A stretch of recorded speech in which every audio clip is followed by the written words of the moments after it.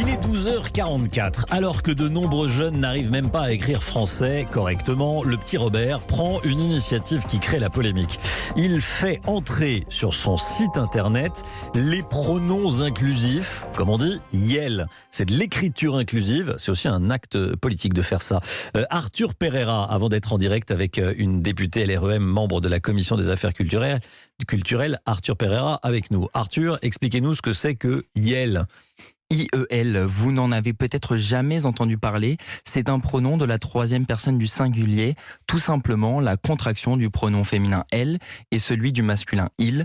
Utilisé par les adeptes de l'écriture inclusive, il permet de désigner une personne qui se dit non-binaire, c'est-à-dire une personne qui ne se reconnaît pas dans un sexe, ni homme, ni femme.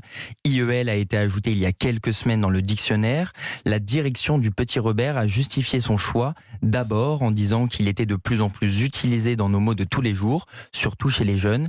Et les éditeurs du dictionnaire expliquent aussi que la langue est en mouvement, qu'elle évolue, et donc qu'il y avait ce besoin de représenter les non-binaires. IEL, 3 lettres qui suscitent aussi de l'indignation, surtout du côté du ministère de l'Éducation nationale, avec Jean-Michel Blanquer qui a vivement réagi sur Twitter. Il a déclaré « L'écriture inclusive n'est pas l'avenir de la langue française ». Voilà, beaucoup de réactions négatives. Merci beaucoup Arthur. Anne-Christine Lang, bonjour, vous êtes députée LREM de Paris et donc membre de la commission des affaires culturelles à l'Assemblée. Comment est-ce que vous avez réagi quand vous avez vu ça ? Bonjour.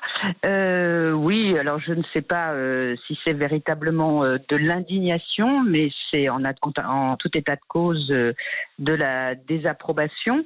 C'est pas de l'indignation en soi, parce que moi je suis pas opposée à l'évolution de la langue, puisque c'est ça dont il était question dans l'intervention précédente. Je suis à titre personnel très favorable à la féminisation des noms et des fonctions. Je n'admettrai jamais qu'on m'appelle Madame le député plutôt que Madame la députée. Je pense que ça a une valeur d'exemple et c'est important.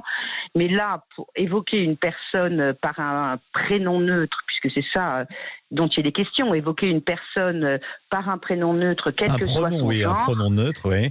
Par un pronom neutre, quel que soit son genre, c'est donc effacer en quelque sorte le genre au nom de la lutte contre les discriminations. Et on peut être, comme c'est mon cas, mais comme c'est le cas de beaucoup d'entre nous, des défenseurs farouches de la lutte contre les discriminations, quelles qu'elles soient, y compris les discriminations de genre, et désapprouver très fortement cette initiative privée, d'ailleurs, qui, de mon point de vue, n'a strictement rien à voir avec la lutte contre les discriminations, mais procède plutôt d'une espèce de théorie plus générale sur l'effacement, c'est-à-dire l'effacement du genre, comme on a l'effacement de l'histoire, l'effacement d'un certain nombre de figures historiques soi-disant controversées. Et donc ça nous dérange, voilà. Oui, c'est un acte politique, en réalité, sous couvert de défense de l'égalité homme-femme. Il y a toujours des hommes, il y a toujours des femmes, il y a toujours des garçons, il y a toujours des filles. C'est un acte politique, en réalité. Bien sûr, c'est un acte tout à fait politique qui s'inscrit, comme je le disais, dans une espèce de volonté d'effacement que l'on combat, même si effectivement nous on est plutôt partisans de regarder les choses en face. Et, enfin, je pense à l'histoire par exemple, y compris les moments controversés, et de pouvoir les regarder en face plutôt d'effacer l'histoire qui nous dérange et de la réécrire en permanence. Et puis moi je voudrais donner un exemple qui me semble être tout à fait éloquent. C'est il y a quelques années dans les crèches suédoises, et au nom de la même idéologie, on avait décidé d'appeler les enfants par le pronom neutre, qui était l'équivalent de it en anglais, c'est-à-dire qu'on ne disait pas ni il ni elle pour un petit garçon ou pour une petite fille, mais on l'appelait par un prénom neutre.